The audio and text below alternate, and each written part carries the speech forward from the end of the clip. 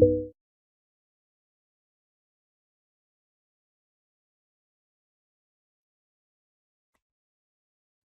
Afternoon, नमस्कार, आदाब, सत श्री अकाल, वेलकम, सुस्वागतम सभी लोगों का। क्लास लाइव है भाई। 12:04 हो चुके हैं और आप जानते हैं कुदरत का करिश्मा हो रहा है आज। शनिवार का दिन, अभिषेक सर की क्लास। ये कैसे हो सकता है ना? और वो भी 2 घंटे। कमाल ही कर दिया भाई, मौज कर दी है ना। बड़े हैवी ड्राइवर निकले अभिषेक सर तो।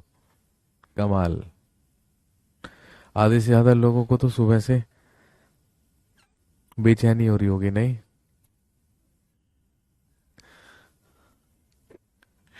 ये सोच सोच कर ही दिल सहमा जा रहा होगा कि यार आज शनिवार के दिन क्लास कैसे हो सकती है। ये आदमी तो वीकडेज पे ठीक से क्लास लेने को तैयार नहीं रहता है, वीकेंड पे क्लास कैसे? है ना। चलिए, बहुत अच्छा लग रहा है आप लोगों को देखकर। भारी तादाद में आप लोग यहाँ पर बैठे हुए हैं। विवेक, दिवाकर, शीला, सुशांत, मदन, नितिका, रत्नेश, श्री कृष्णा, स्नेहा, सूरज, साक्षी, आदित्य, बेदीशा, ओके, अंकुर, धर्मा, प्राची, हेमेंद्र। ये क्या कह रहा है सर, संडे को भी क्लास लगाया करो। अच्छा जी, घर पे आ जाता हूँ। संडे की क्या जरूरत है, अपने घर पे ही रख ले मुझे, है ना। तो तेरे घर के काम भी कर दिया करूंगा, खाना बनाना, झाड़ू पोछा, बर्तन। साथ में तेरे को पढ़ा भी दिया करूंगा, रात को पैर भी दबा दिया करूंगा, आराम से सोया करियो। है ना, क्योंकि या तो बचपन में कभी सिद्धार्थ को ही इतनी सुख सुविधाएं मिली थी, है ना, या फिर अब तेरे को ही मिल रही होंगी। है ना, बाकी तो सब लोग फालतू में ही आए हैं धरती पर। तू ही है बस एक राजकुमार, है ना। गजब की बात है भाई।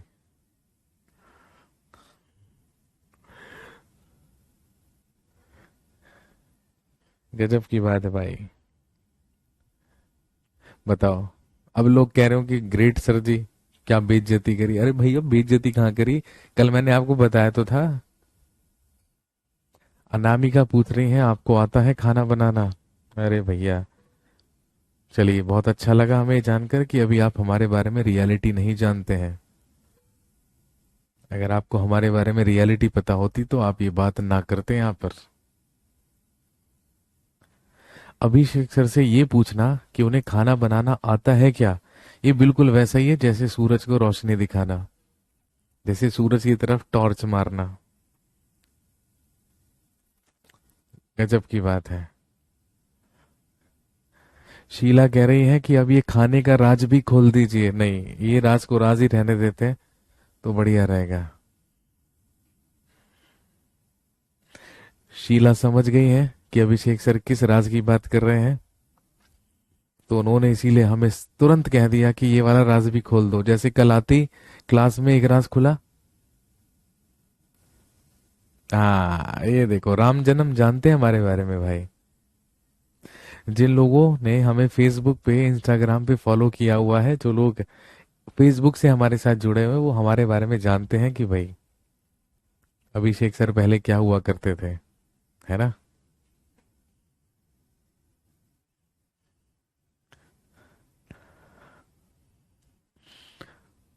देखिए, दो चीजों के तो बारे में आप बात मत ही कीजिए तो ज्यादा बढ़िया है ना। कभी भी गाने में और कभी भी खाने में पंगा नहीं लेने का। खाने और गाने में पंगा मत लीजिए, पढ़ाने में भी मत लीजिए, है ना। तुकबंदी हो गई, ये तो शेरो शायरी हो गई भाई, ये तो जायज हो गई बात। खाना, गाना और पढ़ाना, यही तो तीन चीजें हैं भाई जो हमें आती हैं। इसके अलावा हमने सीखा ही क्या है? सब कुछ सीखा हमने, ना सीखी होशियारी। सच है दुनिया वालों के हम हैं अनाड़ी। है ना, तो बस हमें होशियारी ही तो नहीं आई। बाकी इस धरती की तीन महत्वपूर्ण चीजें तो हमने सीख ही ली।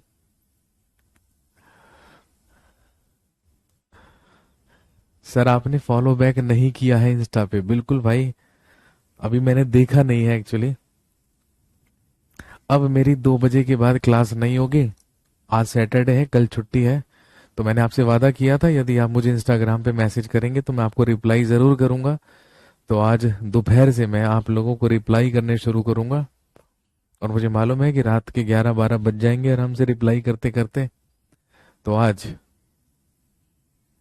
आप लोगों को रिप्लाई मिलेगा, सबको मिलेगा।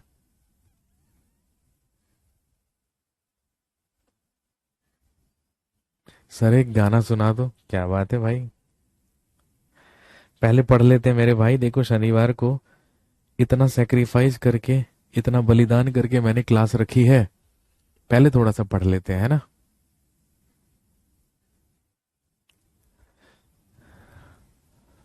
फेसबुक पे मिले, बिल्कुल। आज फेसबुक और इंस्टाग्राम पे मुझे रिप्लाई ही तो करने हैं पूरा दिन, पूरा दिन रिप्लाई करेंगे। वियान चौधरी फॉलो बैक कर देना सर। बिल्कुल भाई, फॉलो बैक क्यों, हम तो फैन लिख देंगे वहां पर। हम तो लिख देंगे हम तो चौधरी साहब के फैन हैं। मैं चौधरी साहब ना होते तो बस पता नहीं हमारा क्या ही होता।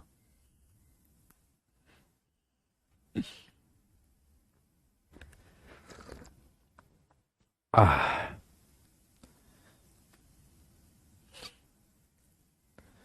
सर चाय क्या आपने बनाई है? यार इस चाय में बनाने का कुछ नहीं होता है, पानी उबालो, है ना, टी बैग डालो, देखो, पानी उबालो, टी बैग डालो, बस बन गई चाय। यही चाय अपने लिए तो। चलिए जी, बहुत हुई गुफ्तगू, बहुत हुई बातचीत, बहुत हुआ हंसी मजाक। एकदम से भी ज्यादा नहीं, वरना आपको लगेगा कि अभिषेक सर की तबीयत ठीक नहीं है, ये क्या कर रहे हैं, ये हंस रहे हैं, गजब की बात, ये मुस्कुरा रहे हैं। आधे से ज्यादा लोगों ने तो घर वालों को दिखा भी दिया होगा। देखना जरा इस मास्टर को। आप कह रहे थे ना कि हमें जानना है कि हंसता हुआ कैसा लगता है, ये लो आज देख लो, ये हंसता हुआ कैसा लगता है। और आप में से भी काफी सारे लोग ऐसे होंगे जो मुझे पहली बार हंसते हुए देख रहे होंगे, बट कोई नहीं, आदत डाल लीजिए। अब इस चीज की आदत डाल लीजिए, अब आपको ऐसी ही जिंदगी में काम चलाना पड़ेगा भाई। चलिए, हाँ, शटर अप करते हैं, कहानी की शुरुआत करते हैं। सुबह से पढ़ा रहे हैं ना, तो बीच में थोड़ा सा एनर्जी चाहिए होता है, मनोरंजन चाहिए होता है, वो हो गया है। हाँ, अब आते हैं मुद्दे पर। अब भूमिका बांधना शुरू करते हैं। आप अच्छी तरीके से जानते हैं कि लास्ट क्लास में हम लोगों ने पढ़ा था किसके बारे में?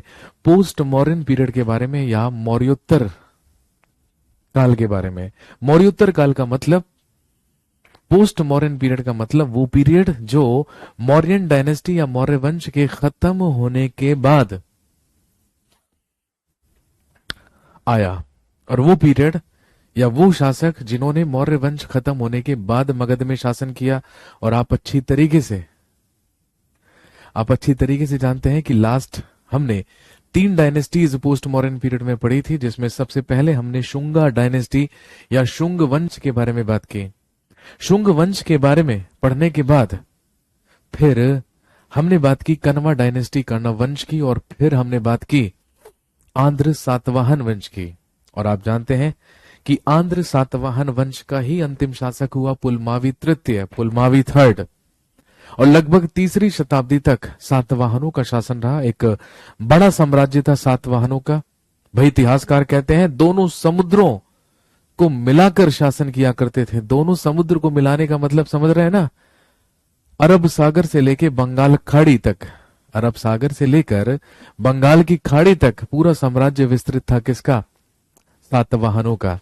इसीलिए इतिहासकार कहते हैं कि दोनों समुद्रों पर अधिकार था इनका, दोनों समुद्र इनके साम्राज्य में आते थे। तो मतलब अरब सागर से लेके बंगाल की खाड़ी तक का क्षेत्र सातवाहनों का होता था। सातवाहन साम्राज्य खत्म हुआ, लेकिन ये जो पोस्ट मॉडर्न पीरियड के बारे में हमने बात की, या जिस मौर्योत्तर काल के बारे में हमने बात की, इसी के समकालीन हमारे देश में कुछ विदेशी आक्रमण भी हुए।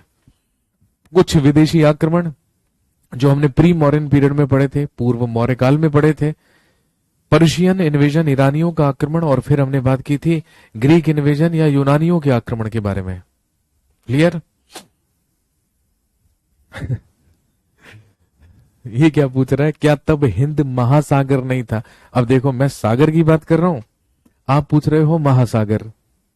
तो there is a big difference between sagar and mahasagar. भाई सी और ओशियन में फर्क है। है ना। महामहिम विवेक सर बताएंगे आपको, घबराइए नहीं। आपके जो ज्ञान चक्षु हैं उन्हें खोलने का काम करेंगे विवेक सर। तो अगली क्लास में उनसे जरूर पूछिएगा कि सर क्या सागर और महासागर में भी अंतर है, तो बोलेंगे बिल्कुल है भाई। तो हमने क्या कहा, हमने सिर्फ सागर की बात करी मेरे भाई। सागर का मतलब अरब सागर और बंगाल की खाड़ी। महासागर अलग है, इंडियन ओशियन तो महासागर है। सिंपल सी बात।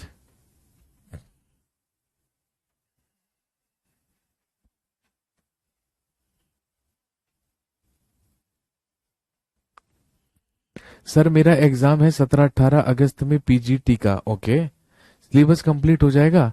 अच्छा मुझे एक बात बताइए, यदि मैं सिलेबस कंप्लीट करा दूं तो आप उसी को समझ लेंगे कि आपकी तैयारी हो गई? क्या मेरा सिलेबस करा देना ही आपकी तैयारी है? ये बताइए सबसे पहले। क्या आप इस बात से मान्यता रखती हैं? क्या आप इस बात से सहमत हैं कि मेरे सिलेबस खत्म हो जाने के ही बस अगले दिन आप तैयार रहेंगे पीजीटी का एग्जाम देने के लिए? बेटे सिलेबस खत्म होने में और तैयारी करने में फर्क है ना। सिलेबस खत्म होने का मतलब है भाई हमने अपनी तरफ से आपको जो भी चीजें करवानी थी वो आपको करवा दी है। लेकिन सिलेबस कंप्लीट होने के बाद तो तैयारी शुरू होती है। असली तैयारी तो तब शुरू होती है। अब आप कह रहे हैं कि आपका 17-18 अगस्त को एग्जाम है, इसका मतलब आपने इस एग्जाम के लिए पहले फॉर्म भरा होगा, फॉर्म भरने के बाद कुछ दिन इंतजार भी करा होगा, और फिर जाकर डिसाइड किया होगा कि अब हमें हिस्ट्री का बैच ले लेना चाहिए। तो उसका मतलब आपने विलंब किया, आपने देर करी। तो ये सब चीजें तो हमें प्रोएक्टिवली कर लेनी चाहिए भाई। यदि हमें पता है कि हमें पीजीटी का एग्जाम देना है, आज नहीं तो कल होगा, कल नहीं तो परसों होगा, हम तैयारी तो शुरू कर दें, हम तैयारी तो करके रखें, है ना। लेकिन होता क्या है, हम लोग सामान्य तौर पर क्या करते हैं, एग्जाम की नोटिफिकेशन आ जाती है, निश्चिंत रहते हैं, ऐसे इंतजार करते रहते हैं कि किस दिन से फॉर्म भरे जाएंगे, फॉर्म भरने की तारीख आ जाएगी, हम तब भी ऐसे ही रहते हैं। उसके बाद फॉर्म भरने की तारीख खत्म होने वाली होती है, आखिरी के 2 दिन बचते हैं, फिर हम सोचते हैं अरे यार फॉर्म भी तो भरना था, भागो भागो भागो, तुरंत साइबर कैफे वाले के पास जाते हैं, क्योंकि हमें तो फॉर्म भी भरना नहीं आता। कैसे भरें फॉर्म, हमसे तो गलती हो जाती भाई, अपना ही नाम भरने में, अपनी ही डेट ऑफ बर्थ भरने में। तो हमारे तो फॉर्म भी हम खुद नहीं भरते, हम तो अपने फॉर्म भरने के लिए भी दूसरों पर आश्रित रहते हैं। हम जाते हैं साइबर कैफे, भैया जरा फॉर्म भर देना, भैया ने लिखा हुआ है ऊपर 50 रुपए लगेंगे एक फॉर्म भरने के, फॉर्म भरने के 50 रुपए लगेंगे, और फोटो और सिग्नेचर अपलोड करने के पैसे अलग से होंगे। नोट नीचे लिखा होता है, नोट सावधान हमारी कोई अन्य शाखा नहीं है, नकली से सावधान। हम उस साइबर कैफे वाले भैया के पास जाते हैं, फॉर्म भरवाते हैं, और फॉर्म भरवाने के बाद फिर हम सोचते हैं कि यार चलो पीजीटी की भी तैयारी कर लेनी चाहिए, जब इतना कुछ कर रहे हैं जिंदगी में तो पीजीटी भी सही। फिर उसके बाद हमें ध्यान में आता है, फिर ध्यान में हमें आता है कि भैया अब हमें हिस्ट्री का बैच ले लेना चाहिए। अब हिस्ट्री का देखिए बैच लेने का मतलब क्या है, कि जो काम आपको नोटिफिकेशन आने से ही 6 महीने पहले कर लेना चाहिए था, वो चीज में आप इतने ज्यादा विलंब कर देते हैं, आप इतनी ज्यादा देर कर देते हैं, क्योंकि हमें यही लगता है कि यार जैसे स्कूल कॉलेज में हम 1-2 दिन पढ़ के पास हो जाते थे, एक रात पढ़ के पास हो जाते थे, इसमें भी ऐसे हो जाएंगे। लेकिन मेरे मित्रों, बहनों, भाइयों, मित्रों, सखाओं, ऐसा नहीं है। This is not the reality. IAS officer बनना, आईपीएस ऑफिसर बनना, पीसीएस अधिकारी बनना, ये प्रतिष्ठित प्रतिष्ठित एग्जाम्स को क्वालिफाई करना, ये सिर्फ मूवीज में आसान होता है। ये सिर्फ मूवीज में आसान होता है भाई, फिल्मों में बहुत आसान होता है, लेकिन असलियत में ऐसा नहीं है भाई। असलियत में तो जीवन बहुत कठिन परिश्रम से भरा हुआ है, इस बात को ध्यान रखें, ठीक है। लेकिन लगे रहें, तैयारी करते रहें। सर आप मोदी की तरह बात करते हैं, मैं मोदी की तरह बात जरूर करता हूँ, लेकिन मैं मोदी जी की तरह वादे नहीं करता हूँ भाई। सच बोलता हूं मैं, और वादे नहीं करता मैं कभी भी। मैं कभी नहीं कहता कि आप मेरे भरोसे रहिए, है ना, हो सकता है हम खुद ही आपके भरोसे हों। इसीलिए चलिए, खैर, एनीवेज, तो आप जानते हैं कि जिस तरीके से प्री मॉडर्न पीरियड में हमारे देश में कुछ विदेशी आक्रमण हुए, तो बिल्कुल वैसे ही पोस्ट मॉडर्न पीरियड में भी हमारे देश में कुछ विदेशी आक्रमण हुए। वहीं से हमें कहानी की शुरुआत करनी है। और आप जानते हैं, हम बाअदब बाइज्जत क्या पढ़ रहे हैं? एंशियंट इंडिया, प्राचीन भारत। और इसमें हम पढ़ रहे थे राइज ऑफ मगध, मगध का उत्कर्ष। तो लिख लीजिएगा, आज का टॉपिक हमारा रहेगा फॉरेन इन्वेजन्स इन post modern period.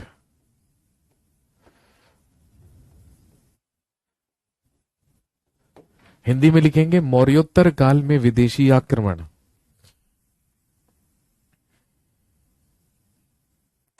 Foreign invasions इन पोस्ट मॉडर्न पीरियड, मौर्योत्तर काल में विदेशी आक्रमण। बताइए, कुछ लोग तो अभी भी यहां पे ये लिख रहे हैं कि आप वो अभिषेक सर नहीं है। कमाल हो गया। बता दो भैया, आप ही बता दो। थोड़े दिन इस वाले से पढ़ के देखो, फिर आप खुद बता देना आपको कौन सा वाला चाहिए। जोन सा वाला चाहिए होगा आपको, बस उसी का सिम कार्ड लगाकर आपके सामने प्रस्तुत हो जाएंगे। ऐसी क्या बात है।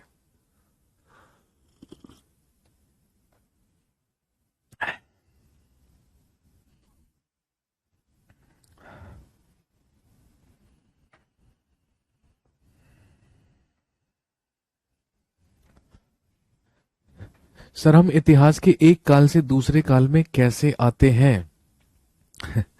हम प्राचीन काल से मध्य काल में कैसे आए, सर ये बता दीजिए। मेरे भाई देखो, हम नहीं आए, ठीक है। हमारे इतिहासकारों ने केवल हमारे इतिहास को तीन भागों में क्या कर दिया है, विभाजित कर दिया है।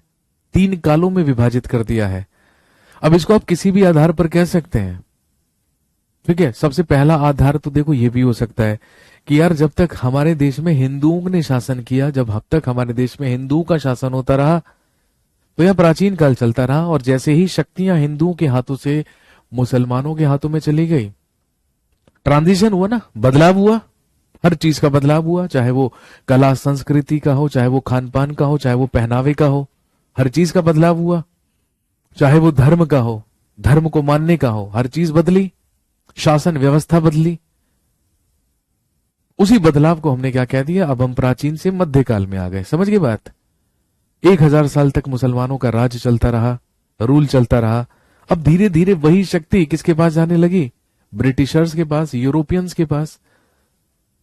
तो आप जानते हैं कि औरंगजेब मरा, औरंगजेब के मरते ही मुगल साम्राज्य का पतन होना शुरू हो गया और अंग्रेजों का उत्कर्ष होना शुरू हो गया। और जैसे ही उत्कर्ष होना शुरू हुआ, तो अब शक्ति मुसलमानों के हाथों से यूरोपियंस के पास में आ गई, अंग्रेजों के पास में आ गई, ब्रिटिशर्स के पास में आ गई। हमने कह दिया कि भैया आधुनिक काल शुरू हो गया। लेकिन ऐसा कुछ नहीं है कि कोई पत्थर की लकीर है कि कहीं पे कोई ये बात कानूनन तौर पर लिखी हुई है, संविधान में लिखी है कि भैया इसको आप प्राचीन काल कहेंगे, इसको मध्यकाल में कहेंगे। यार, हम प्रवेश नहीं कर रहे हैं कालों में, हम प्रवेश नहीं कर रहे हैं कालों में। हमारे देश में केवल क्या हो रहे हैं, हमारे देश में केवल राजनीतिक, आर्थिक, सामाजिक और धार्मिक बदलाव हो रहे हैं, ट्रांजिशन हो रहे हैं। उसी को हमने कहा कि भैया काल बदल गया, समय बदल गया। यही तो है वो, सिंपल सी बात। तो हम बात करेंगे फॉरेन इन्वेजन्स इन पोस्ट मॉडर्न पीरियड, मौर्योत्तर काल में विदेशी आक्रमण, जिसमें हम कुछ विदेशी डायनेस्टीज, कुछ विदेशी शासकों के बारे में बात करेंगे जो यहां पर आए, जिन्होंने यहां पर आकर अपने साम्राज्य स्थापित किए, अपनी डायनेस्टीज स्थापित की और यहां पर शासन किया। लेकिन ये थे इनिशियली विदेशी। तो इसमें हम सबसे पहले बात करेंगे किसके बारे में? सबसे पहले लिखिए इंडो ग्रीक्स। इंडो ग्रीक्स, या जिसे आप हिंदी में कह सकते हैं हिंद यवन शासक या हिंद यूनानी शासक। तो पोस्ट मॉडर्न पीरियड में या मौर्योत्तर काल में हम विदेशी आक्रमणों में सबसे पहले बात करते हैं किसके बारे में, इंडो ग्रीक्स के बारे में या हिंद यूनानी शासकों के बारे में।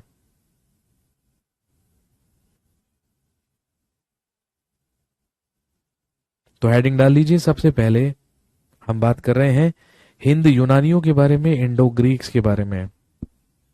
अब हमने कहा कि ये विदेशी आक्रमण है, भाई बहुत बिल्कुल ये विदेशी आक्रमण है। और यदि हम इस विदेशी आक्रमण करने वाले इंडो ग्रीक्स के ओरिजिन की बात करें या इनके मूल स्थान की बात करें, तो ध्यान में रखेंगे कि जो इनका ओरिजिन था या जो इनका मूल स्थान था, ये क्या माना जाता है, अफगानिस्तान का बैक्ट्रिया।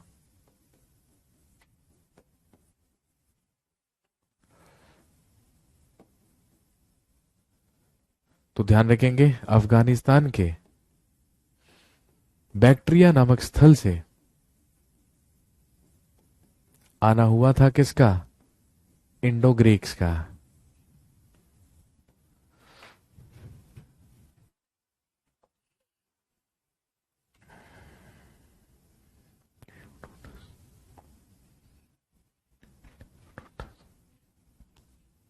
उत्पत्ति कैसे हुई, शुरुआत कैसे हुई, सबसे पहले तो हमें यही समझना है। ईसा के जन्म से लगभग 250 साल पहले, यानी कि 250 ईसा पूर्व में बैक्ट्रिया का गवर्नर हुआ करता था। भाई बैक्ट्रिया नामक स्थान का ही राज्यपाल या गवर्नर हुआ करता था एक व्यक्ति, एक शासक जिसका नाम था डियोडोटस।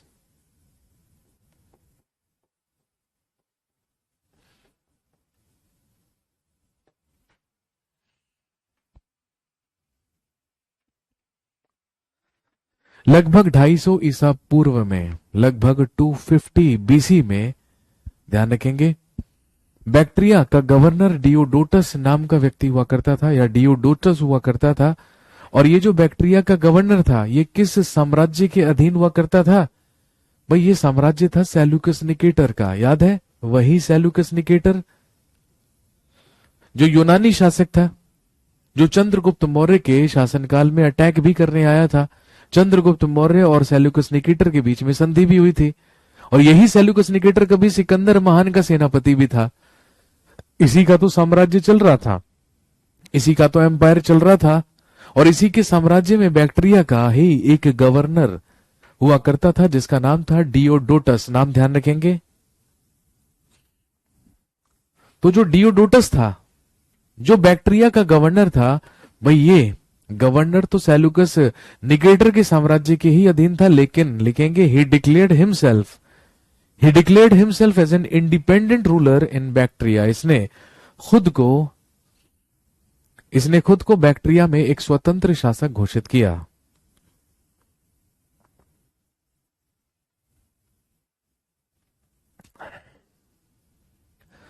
ही declared himself he declared himself independent in Bactria. इसने खुद को बैक्ट्रिया में स्वतंत्र शासक घोषित किया।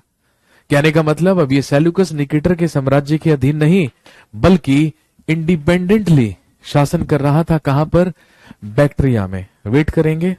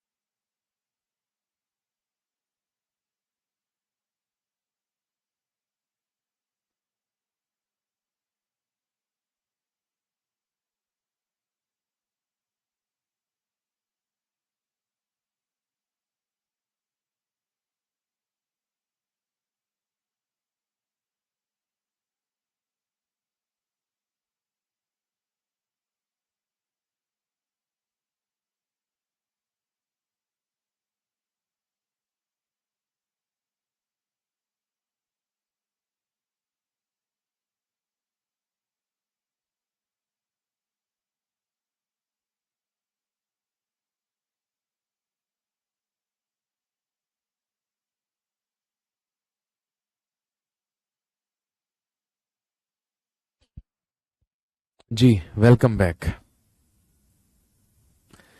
इन्हें हिंद यूनानी क्यों कहा जाता है भैया? इन्हें हिंद यूनानी इसलिए कहा जाता है क्योंकि आपको पता है ये साम्राज्य था सेल्यूकस निकेटर का। सेल्यूकस निकेटर क्या था? एक यूनानी था, एक ग्रीक था। तो कहने का मतलब इनका जो मूल स्थान था ओरिजिनली, वो तो क्या था? ग्रीस ही था, क्योंकि अल्टीमेटली तो ये लोग ग्रीक्स ही थे, ठीक है ना। लेकिन ये शासन कहां पर किया करते थे? बैक्ट्रिया में किया करते थे। ये बैक्ट्रिया में शासन किया करते थे, और बैक्ट्रिया में भी शासन कैसे किया करते थे? बस वही कहानी समझा रहा हूं मैं। सेल्यूकस निकेटर के साम्राज्य के ही अधीन भाई उसी का एक गवर्नर हुआ डियोडोटस। अब ये जो डियोडोटस था भाई, ये तो ग्रीक ही था ना, ये तो यूनानी ही था, लेकिन इसको गवर्नर ही तो कहां का बनाया गया था? बैक्ट्रिया का। अब इसी ने सेल्यूकस निकेटर के साम्राज्य से खुद को क्या कर लिया? इंडिपेंडेंट कर लिया। लेकिन ये रहा तो अभी भी यूनानी ही, ग्रीक ही, और ये स्वतंत्र शासक बन गया बैक्ट्रिया का। ही वॉज सक्सीडेड बाय, इसके बाद इसका उत्तराधिकारी और अगला शासक डियोडोटस सेकंड, डियोडोटस द्वितीय हुआ। और ध्यान रखेंगे इसी को माना जाता है इसका एक्चुअल फाउंडर या वास्तविक संस्थापक। लेकिन हम भारतीय इतिहास पढ़ रहे हैं, हमें तो यहां से मतलब है, तो ध्यान रखेंगे। First Indo Greek ruler in India.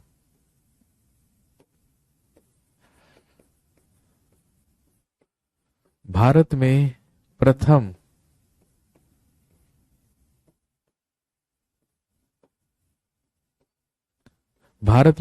Hind यूनानी शासक।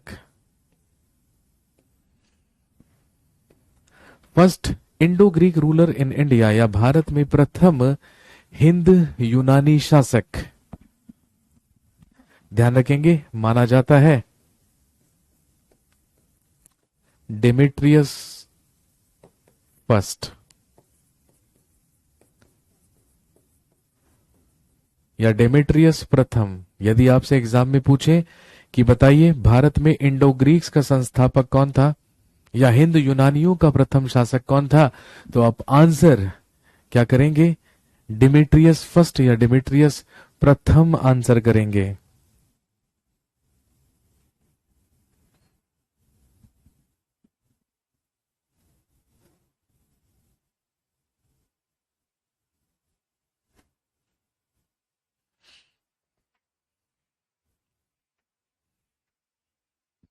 लिखेंगे इन 165 बीसी, 165 ईसा पूर्व में, ही अटैक्ड इंडिया। लिख लीजिए 165 ईसा पूर्व में इसने भारत पर आक्रमण किया। 165 ईसा पूर्व में लगभग 165 बीसी में इसने भारत पर आक्रमण किया, and he conquered the region of Sindh, और इसने सिंध क्षेत्र पर अधिकार किया। और सिंध क्षेत्र पर अधिकार करके लिखेंगे he made his capital to Sakal Punjab. और सिंध क्षेत्र पर ही अधिकार करके इसने पंजाब के साकल नामक स्थान को अपनी राजधानी बनाया।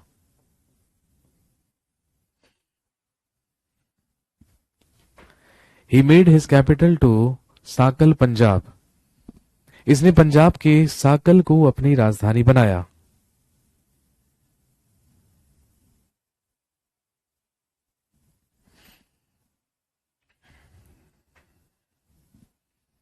लेकिन हम सब जानते हैं इंडो ग्रीक्स में या हिंद यूनानियों में सबसे महान शासक माना जाता है कौन? लिख लीजिएगा, Menander.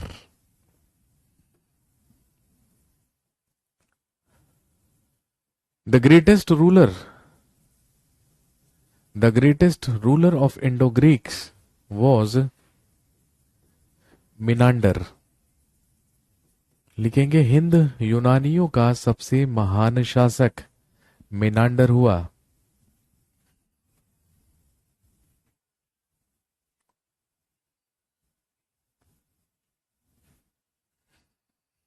The greatest ruler of Indo Greeks was Menander. Hind यूनानियों का सबसे महान शासक मिनांडर हुआ। लिखेंगे ही एडॉप्टेड बुद्धिज्म इन इंडिया। इसने भारत में बौद्ध धर्म अपनाया था।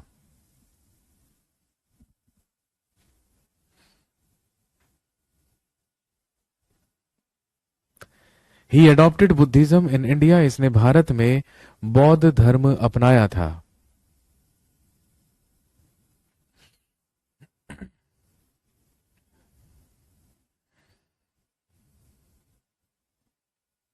और लिखेंगे a Buddhist monk. A Buddhist monk Nagasena gave him the teachings of Buddhism.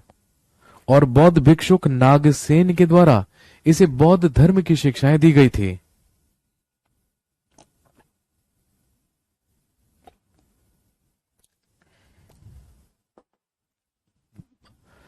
और बौद्ध भिक्षुक नागसेन के द्वारा इसे बौद्ध शिक्षा या बौद्ध धर्म की शिक्षाएं दी गई थी। और ध्यान रखेंगे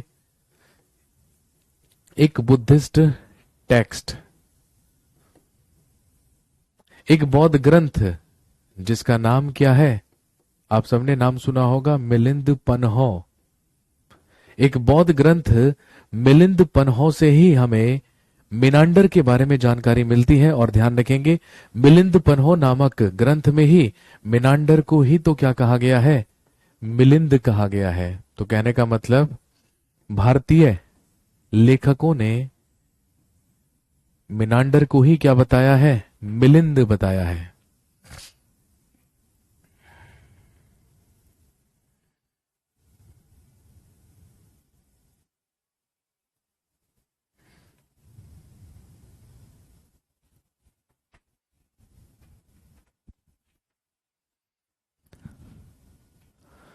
और आप जानते हैं कि इंडो ग्रीक्स से पूछा जाने वाला सबसे इंपॉर्टेंट क्वेश्चन ही क्या होता है, तो आप जानते हैं सबसे इंपॉर्टेंट ही क्वेश्चन इंडो ग्रीक्स से बनता है। बताइए भारत के इतिहास में सबसे पहले स्वर्ण सिक्कों का प्रचलन किन शासकों ने करवाया था। और who issued silver coin golden coins for the first time in Indian history. Bharat के इतिहास में सबसे पहले स्वर्ण सिक्के या गोल्डन कॉइन से चलवाने वाले शासक कौन थे। तो ध्यान रखेंगे इंडो ग्रीक्स, हिंद यूनानियों के ही द्वारा सबसे पहले भारत में स्वर्ण सिक्के गोल्डन कॉइन से चलवाए गए थे। आपको याद होगा जब मैंने शुरुआत में ही आपको सोर्सेज ऑफ एंशिएंट पीरियड लिखवाए थे, उसी में हमने बात की थी कि इंडो ग्रीक्स ने ही सबसे पहले गोल्डन कॉइन चलवाए थे, स्वर्ण सिक्के चलवाए थे।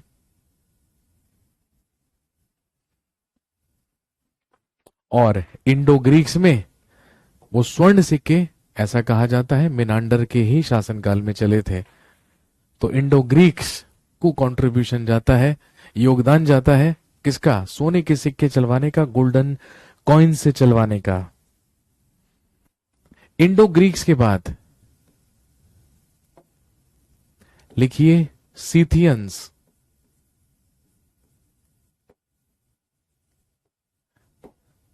या साका। इंडो ग्रीक्स के बाद सीथियन या शक।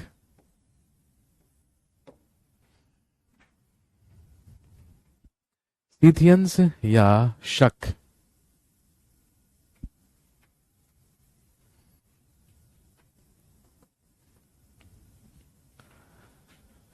यदि हम इनके ओरिजिन या मूल स्थान की बात करें तो ध्यान रखेंगे इनका ओरिजिन, इनका मूल स्थान क्या माना जाता है, सेंट्रल एशिया माना जाता है या मध्य एशिया।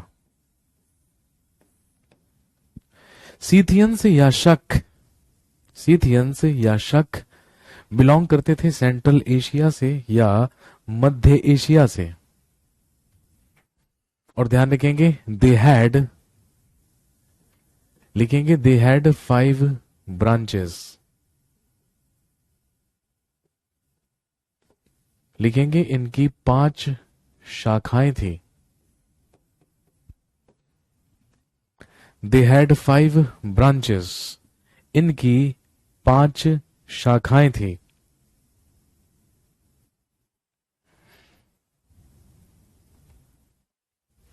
जिसमें एक ब्रांच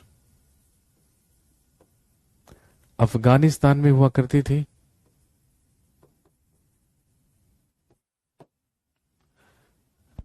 एक शाखा इनकी अफगानिस्तान में हुआ करती थी। इसके अलावा ध्यान रखेंगे 2 शाखाएं इनकी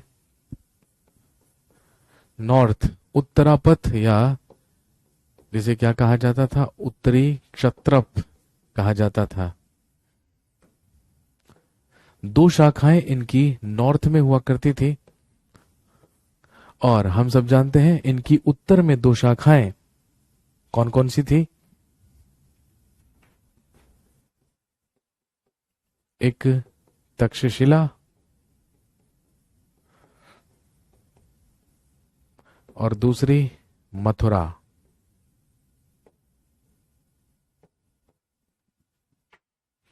और ध्यान रखेंगे एक दक्षिणी क्षत्रप में,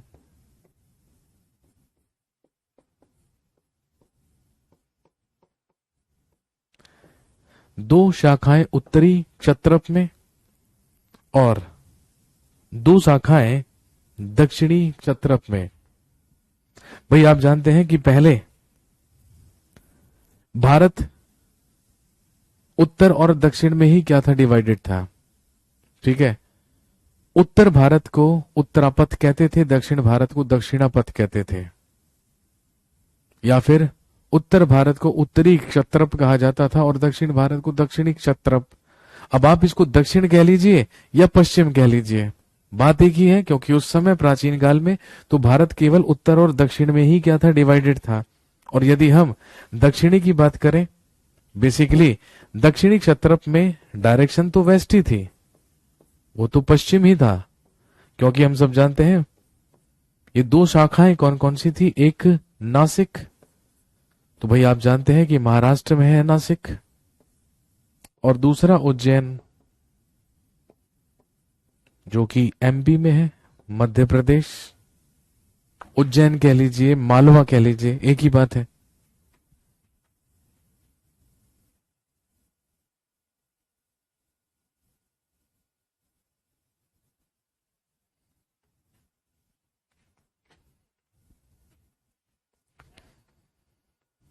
ये इनकी प्रमुख शाखाएं हुआ करती थी।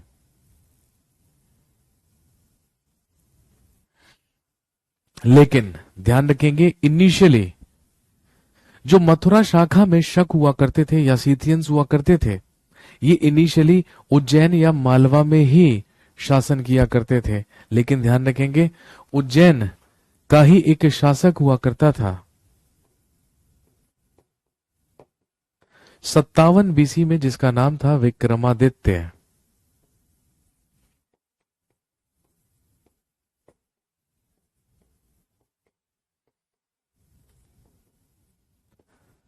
ध्यान रखेंगे उज्जैन या मालवा के ही एक शासक विक्रमादित्य ने 57 बीसी में शकों को पराजित करके उज्जैन से निकाला था। वही शक उज्जैन से निकल कर आकर कहां बसे थे, मथुरा में बसे थे। और आप अच्छी तरीके से जानते हैं कि जब 57 बीसी में उज्जैन या मालवा से विक्रमादित्य नामक शासक के द्वारा शकों को निकाल भगाया गया या वहां से निकाल दिया गया, तो ध्यान रखेंगे 57 बीसी में इसी विक्रमादित्य के ही द्वारा एक नए संवत की शुरुआत की गई, और आप जानते हैं जो विक्रम संवत कहलाता है।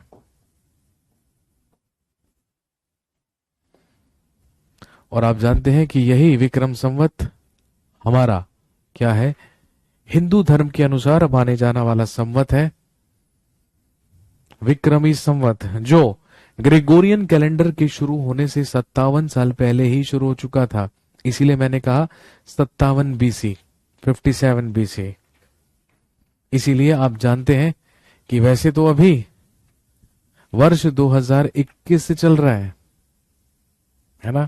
लेकिन यदि विक्रमी संवत के अनुसार ईयर निकालें तो आप अच्छी तरीके से जानते हैं कि विक्रमी संवत के अनुसार अभी कौन सा साल चल रहा है। जल्दी से बताना जरा, विक्रमी संवत के अनुसार अभी कौन सा साल चल रहा होगा। संवत का मतलब डायनेस्टी नहीं मेरे भाई, संवत का मतलब कैलेंडर है, ये एरा है, युग है एक नया।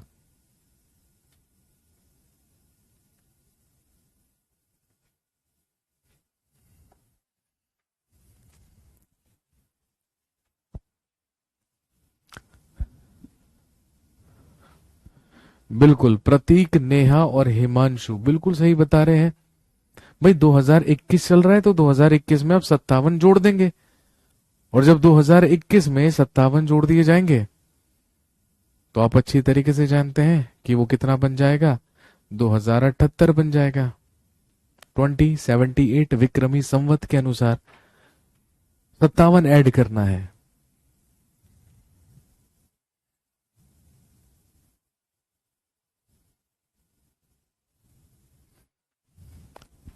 इसके अलावा ध्यान रखेंगे, यदि हम शकों की नासिक ब्रांच या नासिक शाखा के बारे में बात करें तो ध्यान रखेंगे, नासिक ब्रांच के ही या नासिक शाखा के ही दो महान शासक हुआ करते थे, जिनके नाम थे भूमक और नहपान।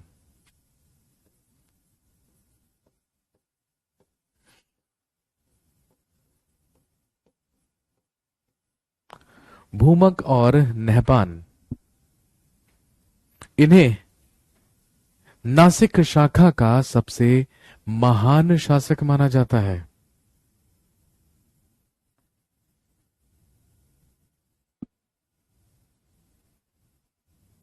लेकिन ध्यान रखेंगे, नहपान जो कि नासिक शाखा का सबसे महान शासक माना जाता है, लेकिन ध्यान रखेंगे नहपान पराजित हुआ था और मारा गया था किसके द्वारा, गौतमी पुत्र सातकर्णी के द्वारा। लिखेंगे Nahapana was defeated and killed by, Nahapana was defeated and killed by Gautami पुत्र सातकर्णी।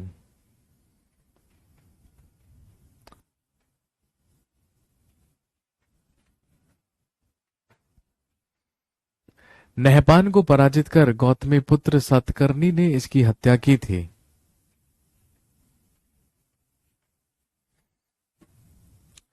लेकिन यदि हम शक वंश के सबसे महान राजा के बारे में बात करें तो आप जानते हैं कि वो मालवा शासक या मालवा ब्रांच से बिलोंग किया करता था। लिखेंगे the greatest ruler of Scythians, या शकों का सबसे महान शासक हुआ रुद्रदामन। शक वंश का सबसे महान राजा माना जाता है रुद्रदामन। नाम आप सुन चुके हैं पहले भी, क्योंकि हमने पढ़ा था इसी रुद्रदामन ने भारत में संस्कृत का सबसे पहला और सबसे लंबा अभिलेख लिखवाया था। और इसके बारे में ज्यादातर जो जानकारियां हैं वो हमें कहां से मिलती हैं, जूनागढ़ इंस्क्रिप्शन से, क्योंकि रुद्रदामन ने ही लिखवाया था जूनागढ़ अभिलेख, जूनागढ़ इंस्क्रिप्शन लिख लेंगे, जिसे भारत में संस्कृत का सबसे पहला और सबसे लंबा अभिलेख माना जाता है। This is considered as the first and the longest inscription of Sanskrit language.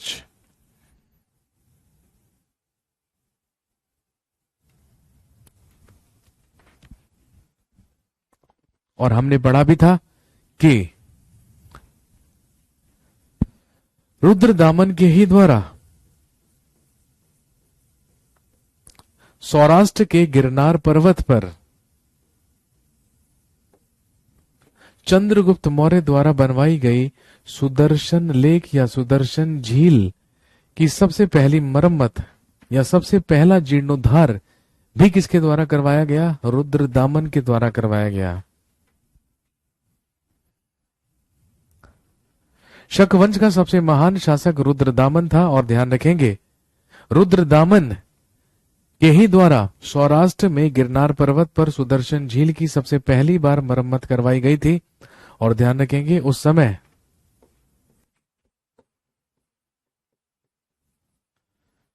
Saurashtra का राज्यपाल या गवर्नर हुआ करता था, ध्यान रखेंगे, सुविशाख।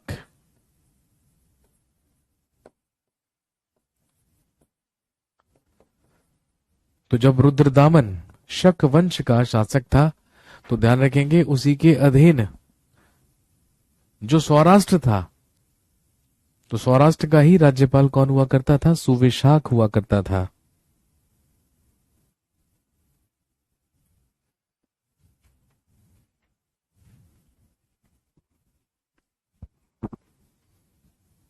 इसके बाद ध्यान रखेंगे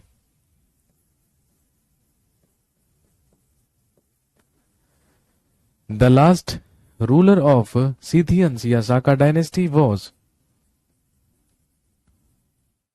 Rudrasen third.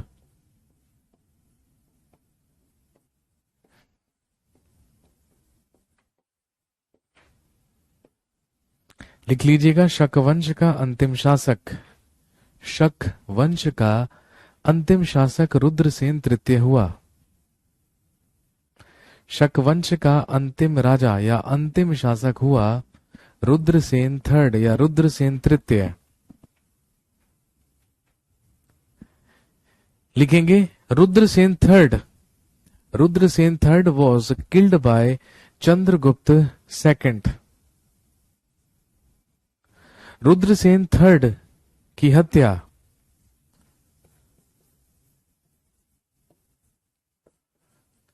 he was killed by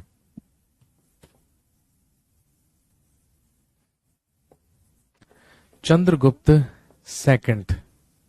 इसकी हत्या चंद्रगुप्त द्वितीय के द्वारा की गई। और कौन था चंद्रगुप्त द्वितीय? हम सब जानते हैं, the greatest ruler of Gupta dynasty. गुप्त वंश का ही सबसे महान राजा किसे माना जाता है? चंद्रगुप्त सेकंड या चंद्रगुप्त द्वितीय को माना जाता है। उसी के द्वारा रुद्रसेन तृतीय की हत्या की गई थी। भाई, रुद्रसेन तृतीय की हत्या करने के बाद ही तो चंद्रगुप्त सेकंड ने विक्रमादित्य की उपाधि धारण की थी। चंद्रगुप्त सेकंड कौन थे? गुप्त वंश का सबसे महान राजा था चंद्रगुप्त सेकंड। पढ़ेंगे अभी जब गुप्ता पीरियड शुरू करेंगे। इसी ने रुद्रसेन थर्ड, रुद्रसेन तृतीय की हत्या करके भारत से शक वंश का अंत किया था। और भारत से शक वंश का अंत करके ही इसने विक्रमादित्य की उपाधि ली थी। और ध्यान रखेंगे, ये भारत के इतिहास का सबसे पहला शासक था जिसने विक्रमादित्य की उपाधि धारण की थी।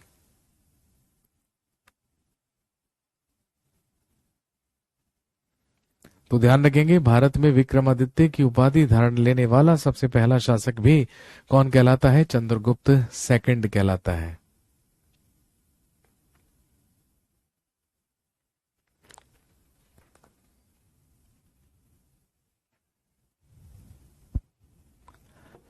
नेक्स्ट,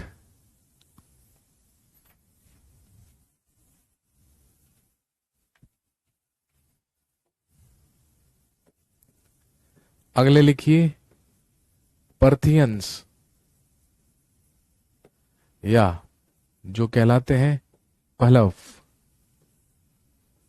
अगले लिखिए पर्थियंस या Pahlava.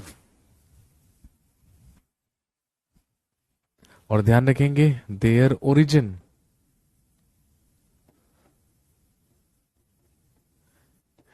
Origin was Iran of central Asia.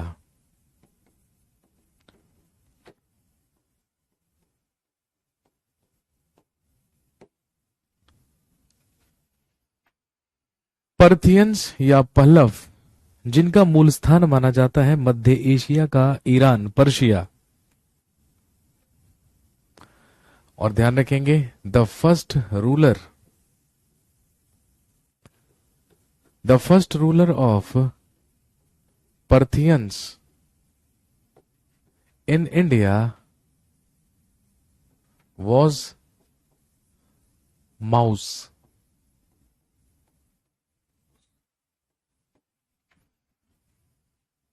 पल्लवों का भारत में प्रथम शासक और the first ruler of Parthians in India.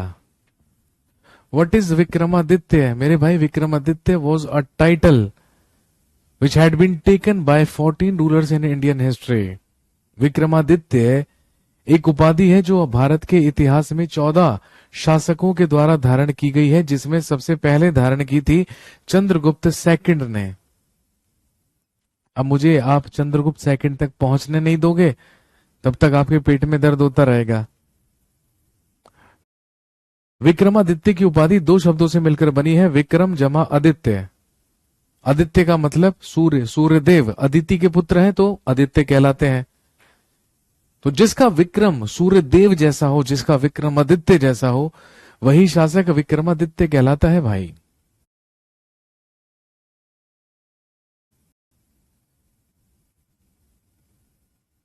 तो ये उपाधि 14 शासकों ने ली थी। सबसे पहले चंद्रगुप्त सेकंड ने ली थी और आखिरी बार ली थी हेमू ने, जब दिल्ली पर अधिकार कर लिया था हुमायूं के मरने के बाद। वो था विक्रमादित्य 14th, 14वां विक्रमादित्य। तो वो उपाधि है। और जो हमने उज्जैन का शासक विक्रमादित्य बताया है, उसका नाम है विक्रमादित्य, वो शासक है उज्जैन का। लेकिन वो उज्जैन का शासक जब उसने विक्रम संवत चलाया था, वो बात है कब की? 57 बीसी की, है ना? वो बात है 57 बीसी की। और यदि हम चंद्रगुप्त द्वितीय की बात करें तो भैया 380 ईस्वी से लेके 413 ईस्वी तक का शासनकाल है। मतलब 450 साल का गैप है दोनों में। इस राजा का नाम विक्रमादित्य था और इसकी उपाधि विक्रमादित्य थी। बस इतनी सी बात बता रहा हूं मैं आपको। अपने से ले लेते थे क्या टाइटल? हाँ भाई, बिल्कुल अपने से ले लेंगे, तुम भी ले लो। तुम्हारा नाम है हर्ष, तो आप अपने आप को हर्षवर्धन समझ लो। आप शीलादित्य की उपाधि ले लो, हर्षवर्धन को ही तो क्या कहा जाता है, शीलादित्य की उपाधि धारण की थी, ले लीजिए उपाधि। बट अब नहीं ले पाएंगे, है ना? क्योंकि अब संविधान में इसका पूरी तरीके से अंत कर दिया गया है। भारत से उपाधियों का अंत हो चुका है, आप जानते हैं, अनुच्छेद 18 के तहत। तो अब या तो आप मिलिट्री फोर्सेस में भर्ती हो जाइए, डिफेंस में शामिल हो जाइए। तो यदि आप डिफेंस में शामिल हो जाएंगे तो आप अपनी उपाधि का इस्तेमाल कर सकते हैं, रिटायर होने के बाद भी कर सकते हैं भाई। या फिर आप पीएचडी वीएचडी कर लीजिए भाई, तब आप डॉक्टर हर्ष बन जाएंगे। बट छोड़ो यार, क्या करोगे इतना सब करके? तैयारी करो, एग्जाम क्वालिफाई करो, बस आयोडेक्स मलिए, काम पे चलिए, रिश्वत खाइए, पैसा कमाइए, घूसखोर बन जाइए, न्यौछावर खोर दरोगा हप्पू सिंह की तरह। यही तो उद्देश्य है हमारा। हम जिंदगी से चाहते क्या है? हम जिंदगी से सिर्फ एक प्रतिष्ठित सरकारी नौकरी, उसके बाद अच्छा खासा दहेज, है ना, उसके बाद एक अच्छी बीवी, उसके बाद 4 5 6 7 बच्चे, जो कि योगी जी ऐसा होने नहीं देंगे बहुत जल्दी, आप देख लेना चाहे। और इसके अलावा बस यही स्मूथ जीवन की कामना करते हैं हम। और हमें चाहिए क्या बताओ? हम में से कोई भी ऐसा व्यक्ति थोड़ी है, आप में से कोई भी ऐसा स्टूडेंट मुझे बता दीजिए कि जो देश हित करने के लिए सरकारी नौकरी प्राप्त करना चाहता हो, है ना? एक भी ऐसा स्टूडेंट मुझे बताइए कि आप में से कौन ऐसा व्यक्ति है जो अपने दिल पर हाथ रखकर ईमानदारी से ये कह सकता है कि मैं देश की सेवा करना चाहता हूं, मैं इसलिए सरकारी नौकरी चाहता हूं? बताइए भैया, कौन कौन है यहां पर? मुझे अच्छा लगेगा जो देश की सेवा करने के लिए सरकारी नौकरी करना चाहता है, अदरवाइज उसे सरकारी नौकरी में कोई इंटरेस्ट नहीं है ना। बहुत कम लोग हैं ऐसे। और जो यहां पर लिख रहे हैं ना कि सर मैं हूं, ठीक है, वो तब कहे मैं हूं जब वो सरकारी विभागों में जाकर ईमानदारी से अपना प्रोबेशन पीरियड ही पूरा कर लें, मतलब 3 साल। प्रोबेशन 3 साल का होता है, ठीक है। लेकिन भाई हम आपसे यही उम्मीद करते हैं, ठीक है, कि चाहे आपका विभाग कैसा भी हो, ठीक है, चाहे सरकार कैसी भी हो, लेकिन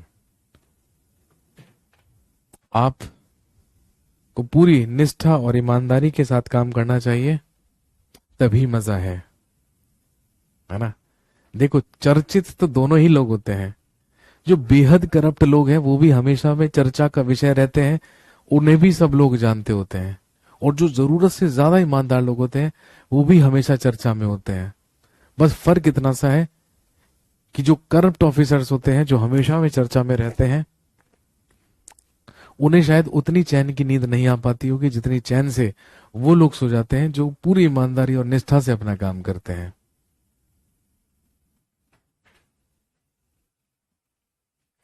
तो भैया मेरी शुभकामनाएं तो आप सभी के साथ हमेशा ही हैं, ठीक है। लेकिन हम यही चाहते हैं कि आप एक अच्छे भविष्य का निर्माण करें,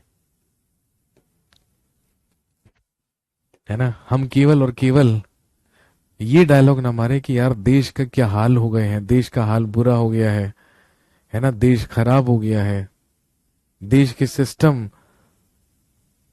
पूरी तरीके से भ्रष्ट हो चुका है। इस सिस्टम को बनाने वाले भी हम लोग हैं, इस सरकार को बनाने वाले भी हम लोग हैं, इस प्रशासन व्यवस्था को बनाने वाले भी हम लोग हैं। हर चीज के लिए हम ही रिस्पॉन्सिबल हैं, हम ही जिम्मेदार हैं। ये आप अच्छी तरीके से जानते हैं। ये जो भी कुछ है ना, इन सब चीजों के लिए हम खुद जिम्मेवार हैं। यदि हम अपने आप में ठीक हो जाएं, यदि हम अपने आप में ठीक हैं, फिर तो कोई दिक्कत ही नहीं है। सर ईमानदार ऑफिसर गोली खाते हैं, बिल्कुल खाइए गोली, क्या दिक्कत है। ईमानदार ऑफिसर गोली खाते हैं, कब तक खाएंगे बताइए, कब तक खाएंगे। जब सारे ही लोग ईमानदार हो जाएंगे तो फिर ना तो गोली मारने वाले बचेंगे ना गोली खाने वाले बचेंगे, है ना। मोदी जी वैकेंसी दें तब ना। मोदी जी ने वैकेंसी दे दी ना तो रातों की नींद उड़ जाएगी आपकी, क्योंकि आपको पता चलेगा कि यार तैयारी तो अभी हुई नहीं है। हम तो केवल इंतजार ही कर रहे थे कि एक बार ही वैकेंसी निकले तो तैयारी शुरू करें, है ना। ऐसा नहीं है भैया, ईमानदारों को कोई गोली नहीं मारता है। एक्सेप्शनल केसेस हमेशा हर जगह हो सकते हैं, ठीक है। लेकिन इस डर की वजह से कि हमें गोली लग जाएगी तो क्या हम भ्रष्टाचारी हो जाए, तो क्या हम दुराचारी हो जाए, बताइए। यूपी का बुरा हाल है, अरे यूपी का बुरा हाल करने वाले भी तो तुम ही लोग हो, हम ही लोग तो हैं भाई। यूपी का बुरा हाल करने वाले, यूपी का बुरा हाल भी तो हमने करा है। अगर हम ही ढंग के होते, अगर हम ही तमीज के होते तो यूपी का बुरा हाल क्यों होता ऐसा। चलिए खैर, बाकी आपकी मर्जी है भैया, आप ज्यादा समझदार लोग हैं, है ना। अब डिपेंड करता है कि आप कैसे बैकग्राउंड से आते हैं। हो सकता है आपको शुरू से शिक्षा ही इस चीज की दी गई हो कि भाड़ में गया देश, भैया सबसे पहले ये देखिए जमीन जायदाद कैसे इकट्ठी करनी है ना। तो विषम परिस्थितियां तो सभी में होती हैं। सर ट्रांसफर कर देते हैं, बेटे अगर ट्रांसफर का डर है तो क्यों तैयारी कर रहा है सिविल सर्विसेज की, बताइए।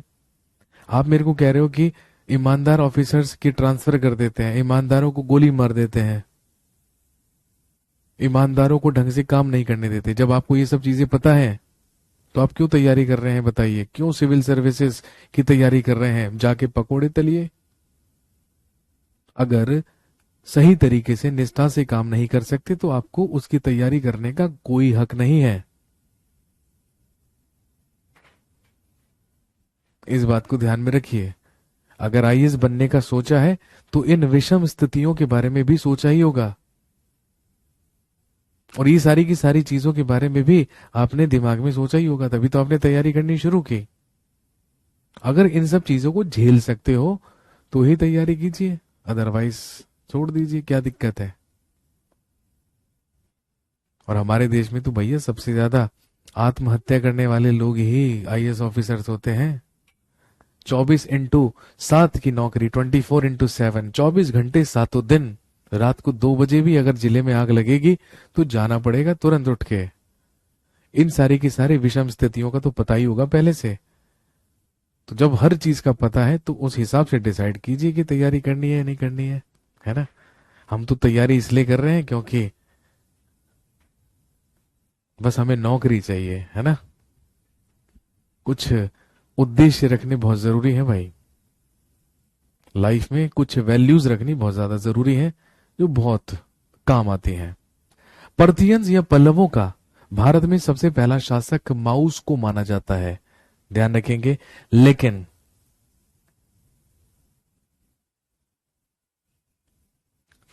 लिखेंगे but the actual founder of this dynasty, but the actual founder of this dynasty was Mithridates first.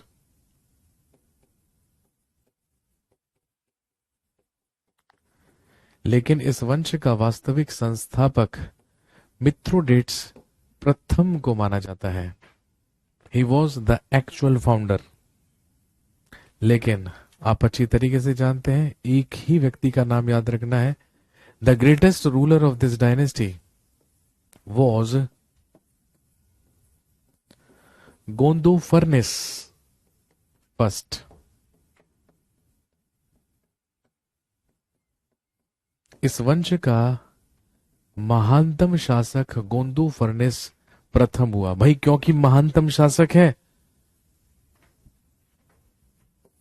लगभग 20 ईस्वी से 41 ईस्वी तक,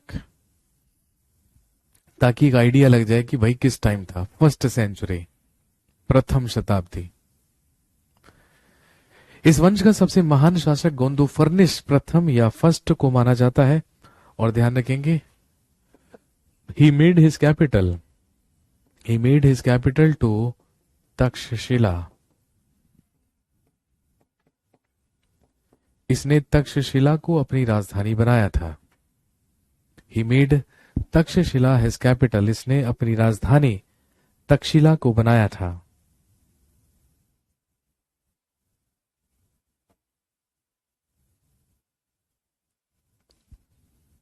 और ध्यान रखेंगे, गोंदो फर्निस से पूछा जाने वाला सबसे इंपॉर्टेंट क्वेश्चन एक ही है। इसी के शासनकाल में, इसी के शासनकाल में फर्स्ट सेंचुरी में, प्रथम शताब्दी में भारत आने वाले फर्स्ट क्रिश्चियन या प्रथम ईसाई संत थे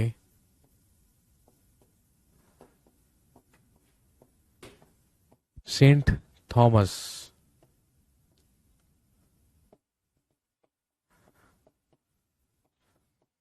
एग्जाम में भी पूछा जाता है कि बताइए भारत में आने वाले सबसे पहले ईसाई कौन माने जाते हैं। तो भारत में आने वाले सबसे पहले ईसाई माने जाते हैं सेंट थॉमस, जो कि गोंदो फर्निस के ही शासनकाल में भारत आए थे। और दोस्तों ध्यान रखेंगे, ये दक्षिण भारत गए थे, ये साउथ इंडिया गए थे, लेकिन साउथ इंडिया में ही इनकी हत्या कर दी गई थी। He was killed in south India. दक्षिण भारत में ही इनकी हत्या कर दी गई थी।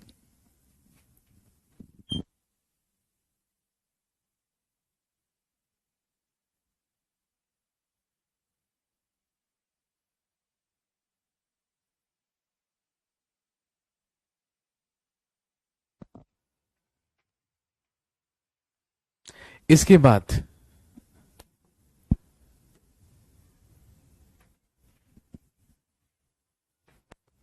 इसके बाद नेक्स्ट लिखिए कुशान्स या कुषाण। नोट कीजिए, बस 1 मिनट में मिलते हैं दोबारा। नोट कीजिए फटाफट, 1 मिनट कंटिन्यू करते हैं।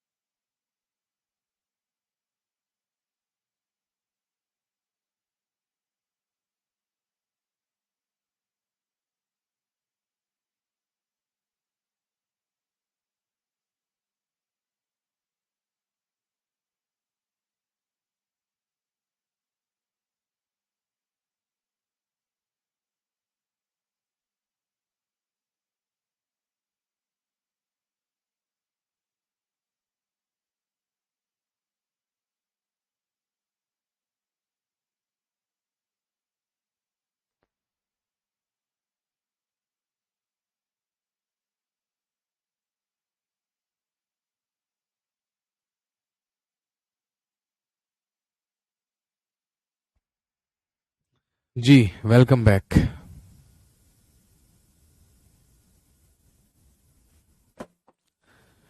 अगले होते हैं कुशान्स, कुषाण, सबसे important exam point of view से।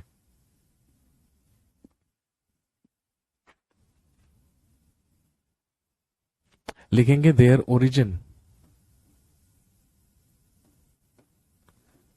देयर ओरिजिन वॉज या इनका मूल स्थान माना जाता है वेस्टर्न चाइना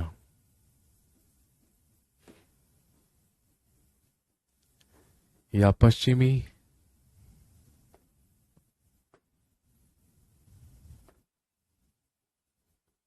पश्चिमी चीन। Their origin was western China या इनका मूल स्थान माना जाता है पश्चिमी चीन। लिखेंगे the first ruler of Kushans, the first ruler of Kushans was Kujula Kadphises first. कुषाणों का प्रथम शासक कुजुल कडफिशस प्रथम हुआ। The first ruler of Kushans was Kujula Kadphises first या कुजुल कडफिशस प्रथम। और हम सब जानते हैं लगभग 15 ईस्वी से लेके 65 ईस्वी तक शासन किया कुजुल कडफिशस फर्स्ट ने या प्रथम ने।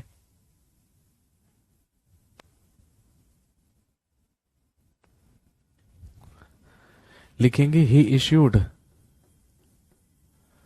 Copper coins in his ruling period, इसने अपने शासनकाल में तांबे के सिक्कों का प्रचलन करवाया। He issued copper coins in his ruling period, इसने अपने शासनकाल में तांबे के सिक्कों का प्रचलन करवाया। But the actual founder of this dynasty या इस वंश का वास्तविक संस्थापक, इस वंश का वास्तविक संस्थापक हुआ। लिखेंगे विम कडफिशस।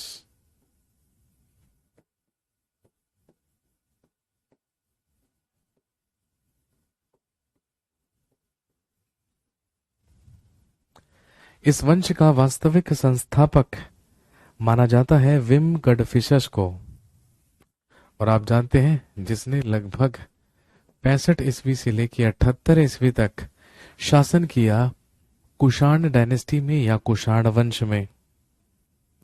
और हम सब जानते हैं, लिखेंगे ही इश्यूड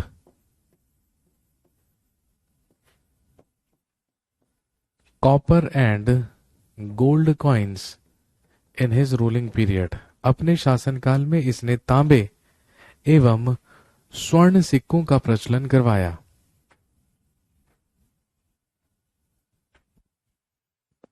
अपने शासनकाल में इसने तांबे एवं स्वर्ण सिक्कों का प्रचलन करवाया।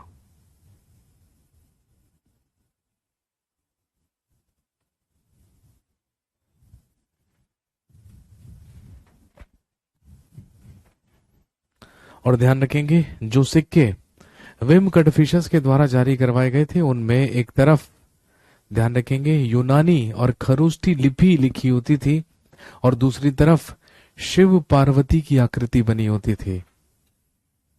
और शिव पार्वती की आकृति बनी होने का मतलब यह है कि ही गिव कंजर्वेशन टू शैविज्म। तो ये हो सकता है कि इसने शैव धर्म का संरक्षण किया या शैव धर्म को संरक्षण दिया।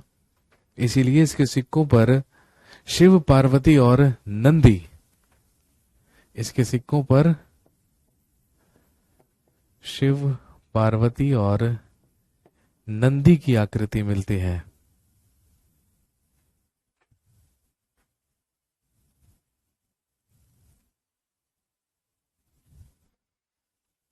बट लिखेंगे the greatest ruler of Kushan dynasty,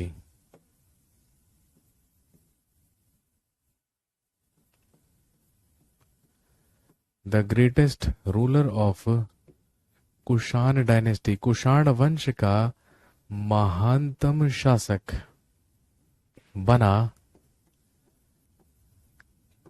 Kanishka.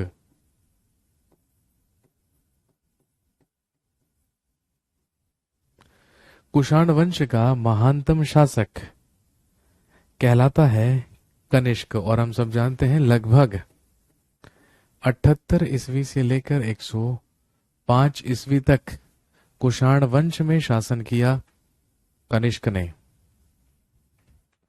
और जितने भी विदेशी आक्रमणों के बारे में हमने बात की है तो आप ये भी कह सकते हैं कि भाई इनमें सबसे ज्यादा विस्तृत जो साम्राज्य था वो कुषाणों का ही था और उनमें सबसे महत्वपूर्ण शासक ही किसका था या शासक कौन था? कनिष्क।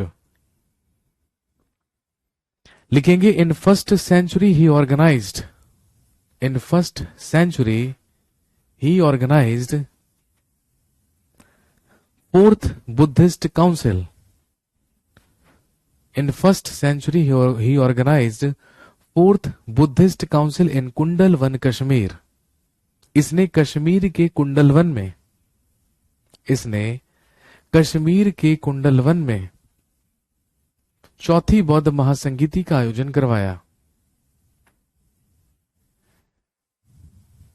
ही organized fourth Buddhist council in Kundalvan Kashmir. इसने कश्मीर के कुंडलवन में चौथी बौद्ध महासंगीति का आयोजन करवाया। इन विच हम सब जानते हैं, लिखेंगे in which Buddhism was divided into two communities, जिसमें बौद्ध धर्म दो समुदायों में विभाजित हुआ, हीनयान और महायान। याद कीजिए जब हमने बुद्धिज्म पढ़ा था तो हमने बात की थी कि प्रथम शताब्दी में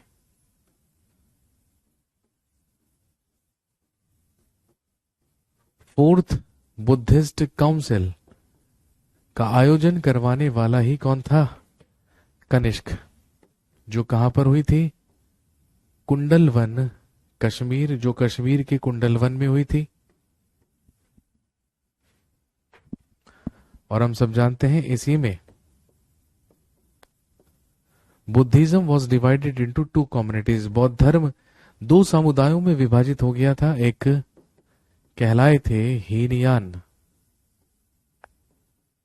एक कहलाए हीनयान बुद्धिस्ट और दूसरे कहलाए महायान बुद्धिस्ट।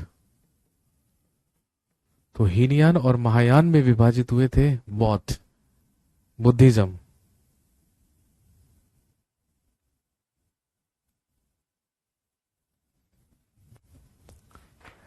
और एक और इंपॉर्टेंट चीज ध्यान में रखेंगे, 78 ईस्वी में ही 78 ईस्वी में ही कनिष्क के द्वारा कश्मीर में शकों को पराजित किया गया था। लिखेंगे, he defeated he defeated Scythians in 78 AD। 78 ईस्वी में he defeated Scythians in Kashmir.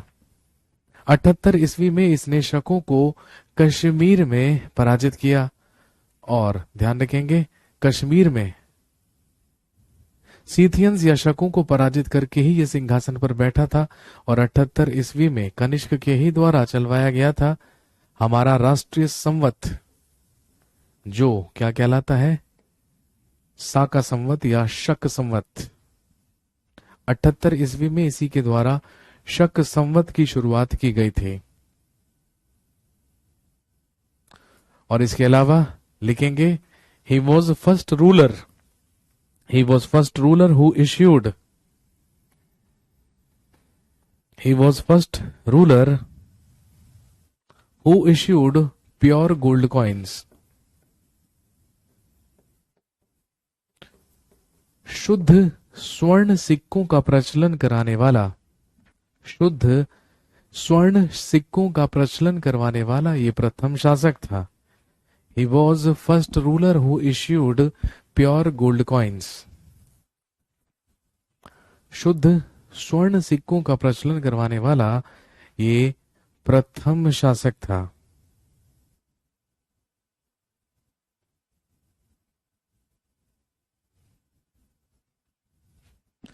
और हम सब जानते हैं,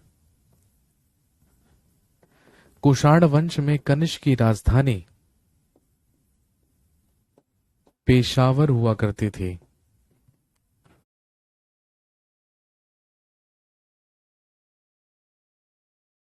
कनिष्क की राजधानी पेशावर या पुरुषपुर हुआ करती थी। लेकिन हम सब जानते हैं, Kanishka made his second capital to Mathura. लेकिन कनिष्क के द्वारा अपनी दूसरी राजधानी किसे बनाया गया था? मथुरा को बनाया गया था।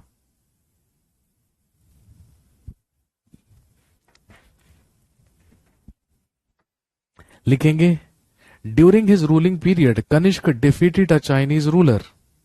अपने शासनकाल में इसने एक चीनी शासक को पराजित किया था। इन his ruling period he defeated a Chinese ruler.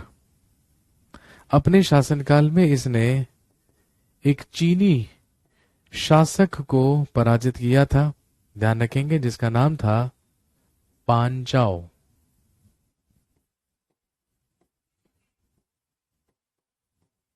इसी के द्वारा पान चाओ नामक शासक को पराजित किया गया था, जो एक चाइनीज रूलर था, जो एक चीनी शासक था।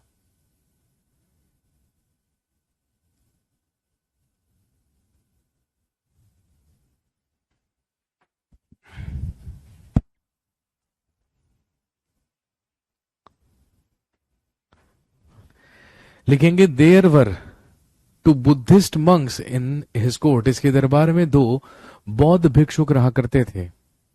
There were two Buddhist monks in his court और इन हिज रूलिंग पीरियड। इसके दरबार में 2 बौद्ध भिक्षुक रहा करते थे, और हम सब जानते हैं जिनके नाम थे वसुमित्र और अश्वघोष। और आप जानते हैं कि जब चौथी बौद्ध महासंगीति का आयोजन करवाया गया था, उसकी अध्यक्षता ही वसुमित्र के द्वारा की गई थी और उसके उपाध्यक्ष थे अश्वघोष। लिखेंगे, his royal physician was.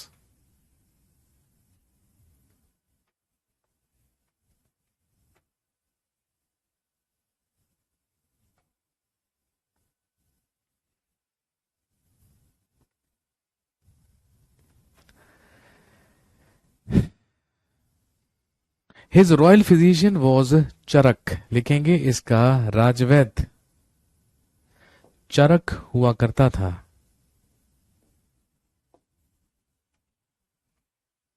His royal physician was Charak, इसका राजवैद्य चरक हुआ करता था। नाम सबने सुना है चरक का, और हम सब जानते हैं चरक ने ही तो रचना की थी किसकी, चरक संहिता की। तो चरक संहिता के रचनाकार चरक भी कनिष्क के ही दरबार में हुआ करते थे, जो इसके राजवैद्य हुआ करते थे, रॉयल फिजिशियन।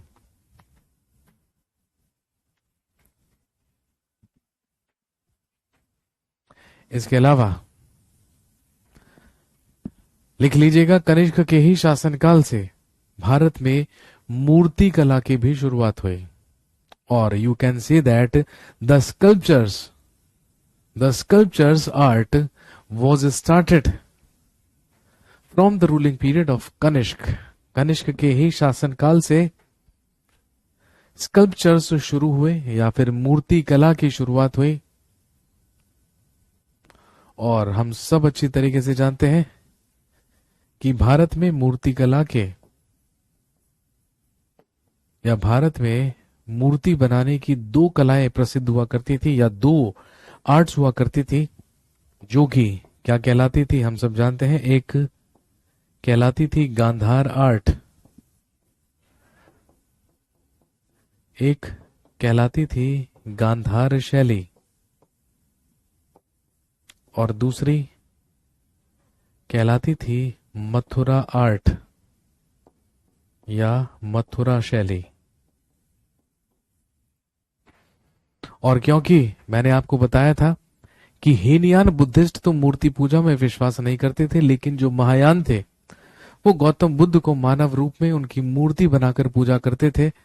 इसीलिए फर्स्ट सेंचुरी में ही, कनिष्क के शासनकाल में ही, गौतम बुद्ध की ही सबसे पहली मूर्ति मानव रूप में बनाकर पूजी गई थी। और हम सब जानते हैं कि गौतम बुद्ध की सबसे पहली मूर्ति जो बनी थी वो किस शैली में बनी थी, मथुरा शैली में बनी थी।